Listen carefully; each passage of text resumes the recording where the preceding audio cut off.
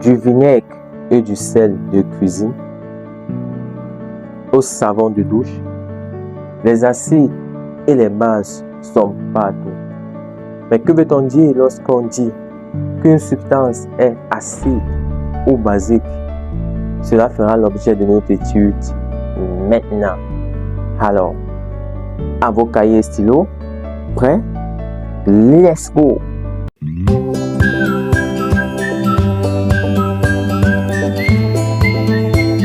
Salut, c'est Lewis, votre coach de chimie. Alors, bienvenue dans cette toute première séquence d'enseignement. Dans cette séquence, nous allons débuter par la chimie minérale. Comme vous l'avez constaté, nous parlerons des acides de base. Mais plus précisément, pour cette séquence, nous parlerons des acides forts. Sans plus tarder, allons-y. Si on vous demandait qu'est-ce qu'un acide, que diriez-vous? Alors, tout simplement, un acide, c'est une substance capable de céder un proton en solution. Cela varie en fonction qu'il soit un acide fort ou un acide faible. Mais l'objet de notre étude concerne les acides forts. Alors, concernant les acides forts, c'est quoi un acide fort? Un acide fort, c'est une substance qui réagit totalement dans de l'eau en cédant un proton. Comment on peut le matérialiser? Avant de le matérialiser, nous pouvons citer comme ça quelques acides forts, comme par exemple, on peut parler du HCl,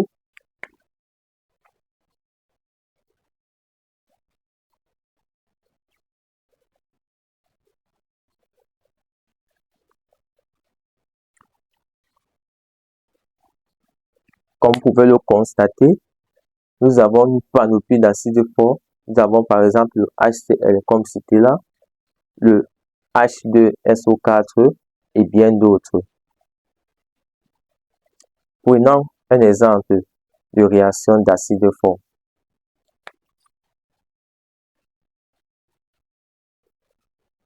HCl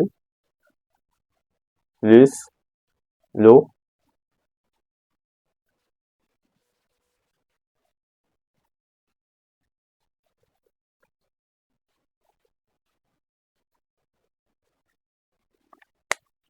Alors, comme vous pouvez le constater, nous venons juste de faire la réaction entre un acide et l'eau, ce qui nous donne à voir à la fin de la réaction le Cl- plus l'ion hydronium. Vous allez me demander pourquoi une flèche? Alors, parce que la réaction est irréversible et l'irréversibilité se matérialise par une unique flèche, différente des acides faibles où la réaction est réversible. Mais ici, la réaction est irréversible. Continuons ce petit mini résumé. Alors, après la réaction des acides forts, nous allons parler de l'autoprotolyse de l'eau. Comment matérialiser l'autoprotolyse de l'eau? Voilà comment l'autoprotolyse de l'eau peut se matérialiser.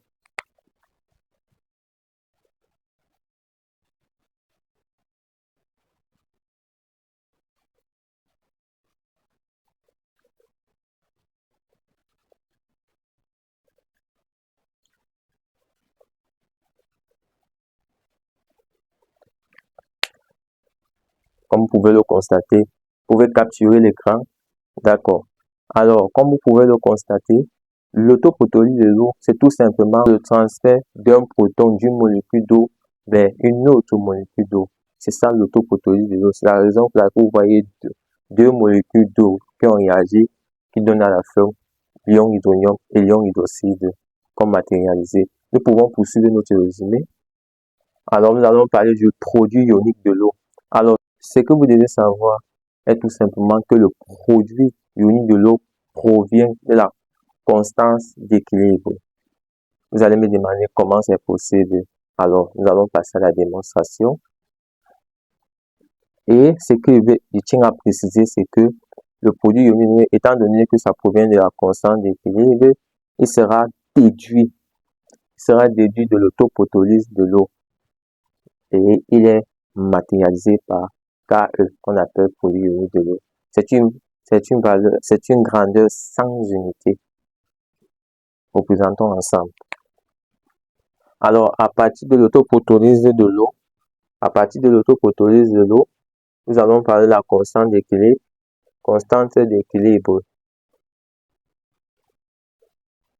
Alors, nous aurons le H3+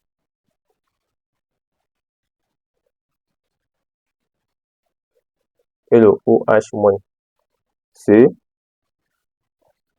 la molécule d'eau. Alors, à ce niveau, nous sommes dans la constante d'équilibre et retenez bien ceci. L'activité de tout solvant vaut 1. L'activité de tout solvant vaut 1. Et on s'en rend compte que dans notre cheminement ou dans notre démonstration, le solvant ici, c'est l'eau. Alors, son activité va donner 1.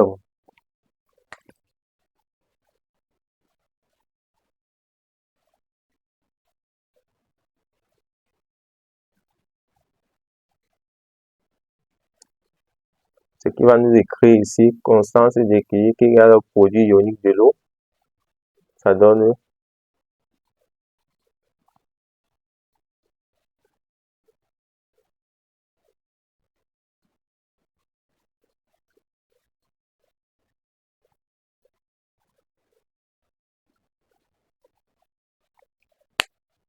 comme vous pouvez le constater,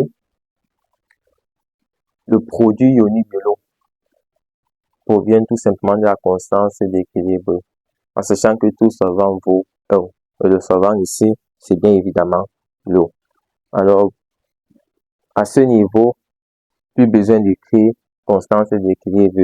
On peut tout simplement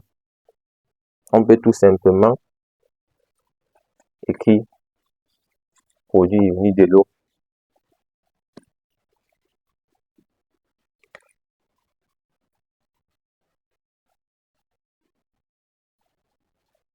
Comme vous pouvez le constater, voilà maintenant l'expression du produit ionique qui provient tout simplement de la déduction de l'autoprotolyse de l'eau et bien évidemment d'une démonstration de la constance d'équilibre. Alors, poursuivons notre mini-résumé. Déjà, à ce niveau, lorsqu'on parle des acides, on va beaucoup faire référence au produit ionique de l'eau. Le produit ionique de l'eau, sa valeur dépend de la température. Au lycée, on a couramment défini le pH d'une solution comme étant une grandeur comprise entre 0 et 14 qui permet de déterminer le degré d'acidité d'une solution. Cette définition n'est pas fausse, mais elle est limitée. Pourquoi? Parce que le pH ne varie pas toujours entre 0 et 14, n'est-ce pas? Le pH, il y a des pH qui varient entre 0 et 13 et d'autres entre 0 et 15 et bien d'autres. Il y en a même des pH qui sont négatifs. Dans certains cas, ça existe. Alors, ce que vous devez constater ici, c'est que le KE, lorsque la température n'a pas été précisée, on considère le milieu comme étant dans les conditions normales. Et dans les conditions normales, 25 degrés Celsius, le KE vaut 10 à la puissance moins 14. Alors, en fonction de la température, le KE va varier. Et quand le KE varie, le pH également va varier. Avançons. Alors, nous allons faire un mini tableau avec quelques températures. Vous verrez comment le KE peut varier.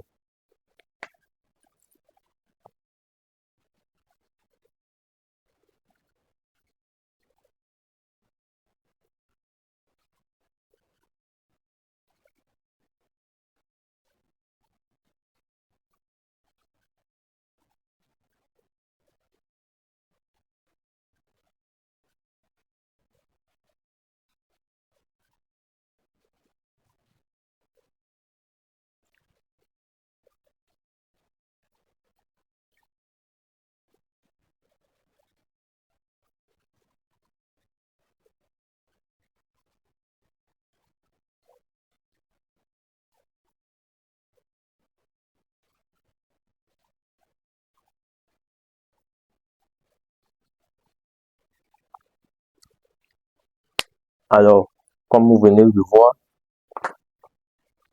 comme vous venez de voir, je viens de matérialiser un petit tableau. Nous allons effacer ceci. Je viens là de matérialiser un petit tableau. Température à 25 degrés, c'est ça, c'est dans les conditions normales de température. Et à chaque fois, couramment au lycée, c'est ce que vous avez eu l'habitude d'avoir lorsque on parlait des acides ou dans le calcul des pH. Alors, on sait tous que le calme à 25 degrés Celsius, c'est 10 à la puissance moins 14. Et ce que vous deviez noter déjà, à 14 degrés Celsius, le carré vaut 3 fois 10 à la puissance moins 14. Et à 60 degrés Celsius, le carré vaut 10 à la puissance moins 13. Et vous pouvez faire ainsi de suite. Vous pouvez faire de même pour les températures. Vous essayez. Ce n'est pas grave. Nous aurons une séquence consacrée à comment déterminer un carré en fonction de sa température. Aujourd'hui, ce n'est pas le but de notre sujet. Alors, continuons. Après avoir traversé l'autoprotolyse de l'eau, produit ionique de l'eau, alors nous allons attaquer ce qu'on appelle l'électroneutralité. C'est quoi l'électroneutralité? Comme vous pouvez le constater, alors nous avons pris un cas, soit la solution renfermant les ions X à la puissance X plus, Y à la puissance Y plus, M à la puissance M moins et N à la puissance N moins. Comment se matérialise l'autoprotolyse l'électroneutralité? Pardon? Comment se matérialise l'électroneutralité? Alors, matérialisons l'électroneutralité.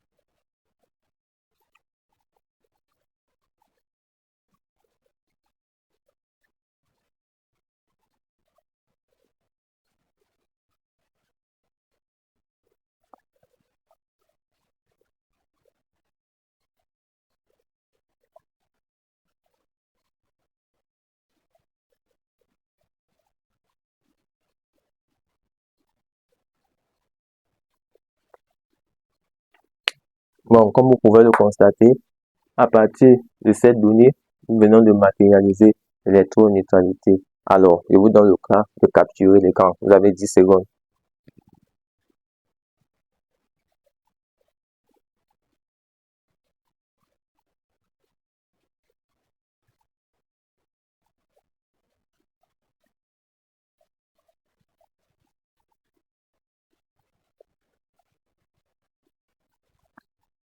Alors, comme vous pouvez le constater, nous allons prendre un cas, un exemple, pour pouvoir vous faire comprendre ce que je viens d'écrire.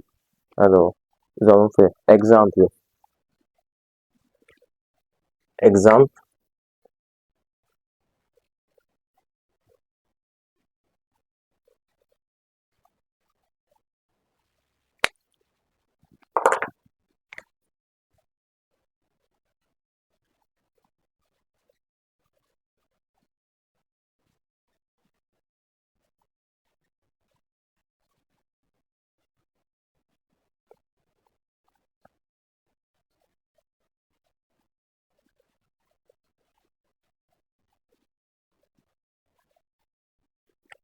Voilà un exemple, un cas typique. Ça, c'est une solution qui renferme le Cl moins le SO4, 2 moins le Al3 plus le Na+. Alors, déterminons l'électroneutralité. L'électroneutralité va se déterminer tout simplement comme étant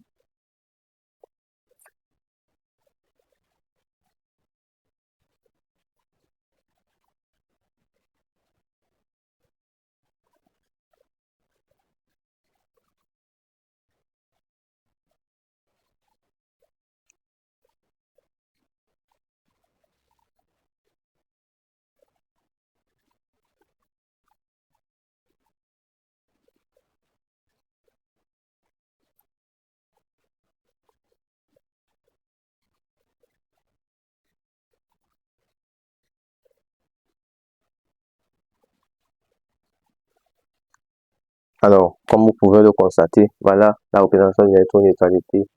Alors, ce que vous devez retenir à ce niveau, c'est que dans l'électroneutralité de part et d'autre de l'égalité, vous allez mettre d'une part les cations, d'autre part les anions.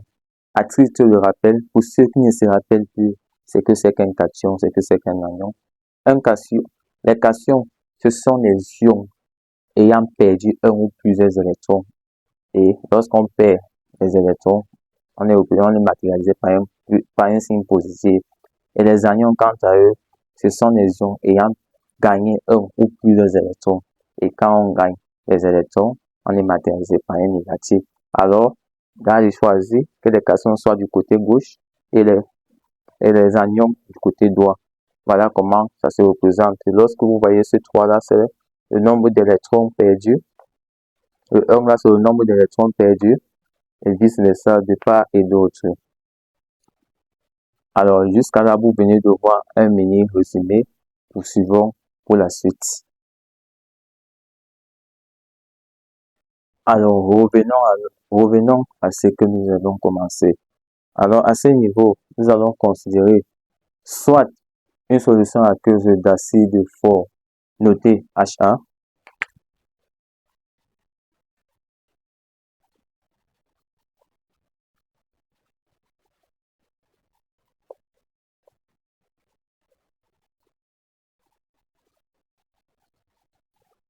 soit une solution aqueuse d'acide fort noté Ha, des réactions en solution.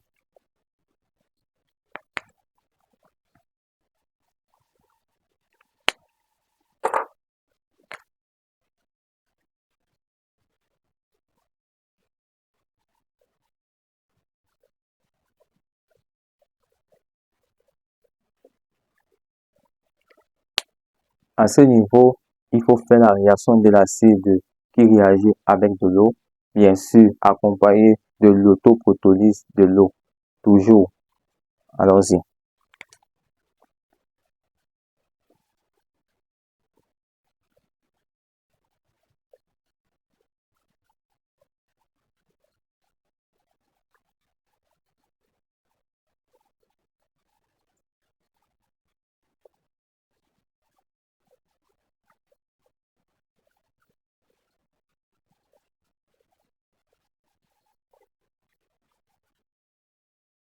Là, vous venez de voir les réactions en solution, c'est-à-dire la réaction de l'acide dans de l'eau et également la réaction de l'autoprotolyse de l'eau.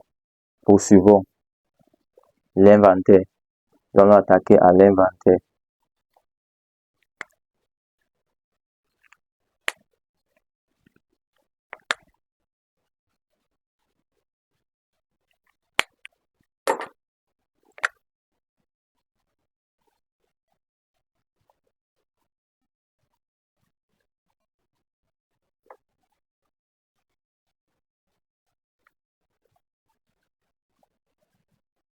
Conservation des espèces.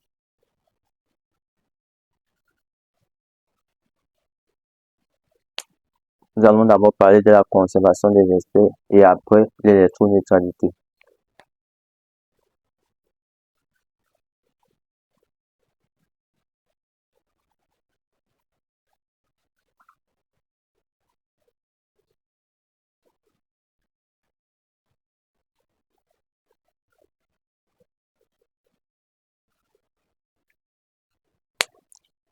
Comme vous pouvez le constater à ce niveau, Ca égale à Ha égale à H3O+. Ca représente la concentration analytique. La concentration analytique est cette concentration initiale qui vous sera donnée pour la plupart du temps dans l'énoncé. Et dans le cas des acides forts, la concentration analytique est égale à la concentration de l'acide fort en question. C'est pourquoi vous voyez ce rapport-ci. Alors, après ce rapport-ci, nous allons faire l'électroneutralité.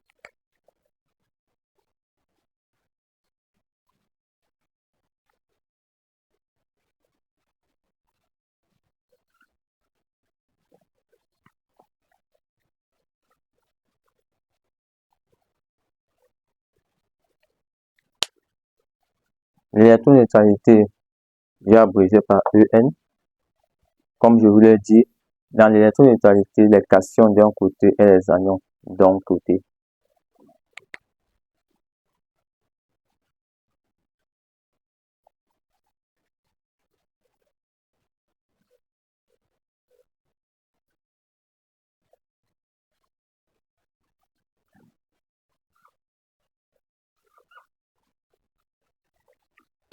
Alors, comme vous pouvez le constater, voilà le rapport de l'électroneutralité. Mais là, on va pas se limiter à ça. Étant donné que nous sommes dans une solution très acide, alors l'ion hydroxyle sera négligeable, il sera minoritaire, il sera pas pris en compte dans l'électroneutralité. Je précise bien dans l'électroneutralité. D'où le nouveau rapport de l'électroneutralité.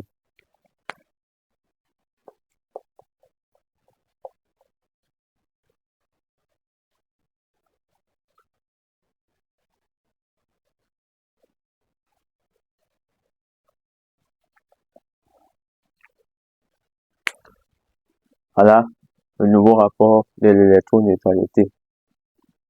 Pardon, une petite erreur.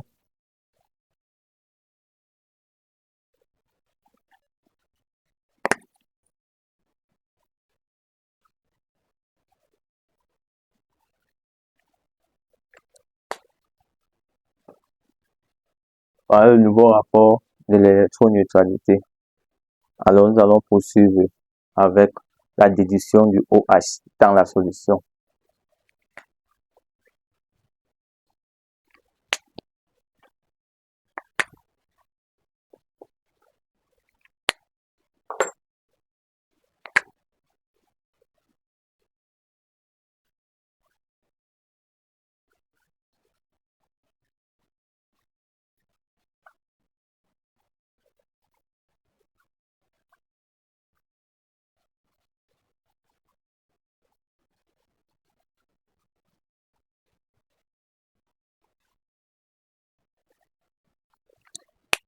Voilà la valeur. Le OH, concentration en ion hydroxyde, est égal à K sur la concentration en ion hydronium. Ça, c'est la déduction. Le K ici va valoir 10 à la puissance au moins 14. Lorsque les températures n'ont pas été données, alors le K sera toujours 10 à la puissance moins 14, car le carré varie en fonction du pH, en fonction de la température. Et comme ça varie en fonction de la température, également le pH également va varier. Le pH varie, comme je l'ai dit, en fonction de la température, car il y a le pH négatif également. Mais dans ce cas, le pH sera compris entre 0 et 14. Pour ce cas, car au lycée, on vous a toujours dit que le pH d'une solution est une grandeur sans unité comprenant de 0 et 14 permettant de déterminer le degré d'acidité d'une solution. Cette définition, elle est vraie, mais elle est limitée, car au lycée, on vous parlait exclusivement dans les conditions normales de température, sans vous le préciser. Alors, retenez cette définition qui pourra vous aider jusqu'au supérieur. Le pH d'une solution est l'opposé du logarithme décimal de la concentration en ion hydronium. Voilà la définition que vous devez retenir. Alors, attaquons le pH. Mais avant, nous allons classer les espèces. Pour classer les espèces, il faut déjà noter que nous sommes dans une solution aqueuse. Et dans une solution aqueuse, l'eau est le constituant le plus abondant. Allons-y.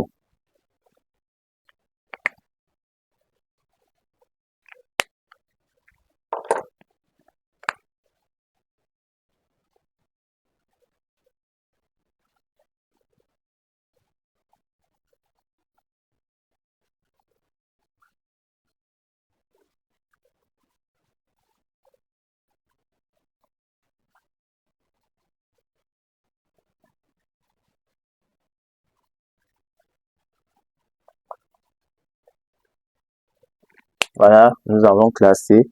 Alors, nous allons déterminer le pH de la solution.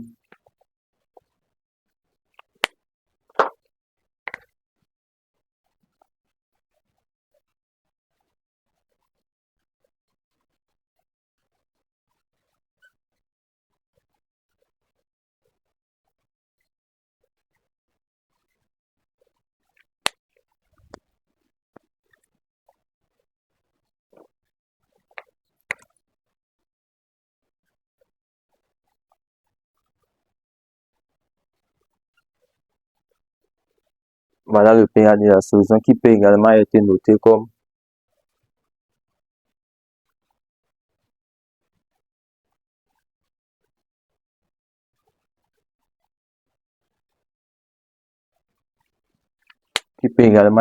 comme ça lorsque il s'agit des acides forts, car concentration analytique égale toujours à la concentration de ions et d'anions. Ça, c'est une notation. Également, à partir de là, nous pourrons dire que H3 ou plus est égal à 10 à la puissance moins pH.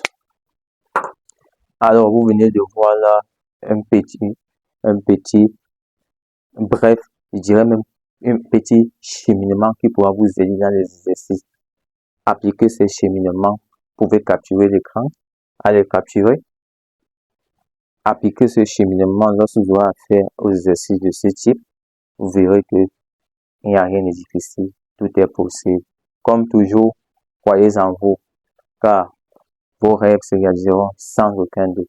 Si vous avez aimé, mais si par contre vous avez encore des incompréhensions, ce n'est pas grave. Nous aurons des séquences consacrées à traiter des exercices sur mesure pour permettre à tout un chacun de mieux assimiler la leçon. N'ayez crainte, nous allons démystifier, lever le voile sur le mystère de la chimie. Sur ce, c'était Lévis, votre coach de chimie. À très bientôt pour une autre séquence. Au revoir.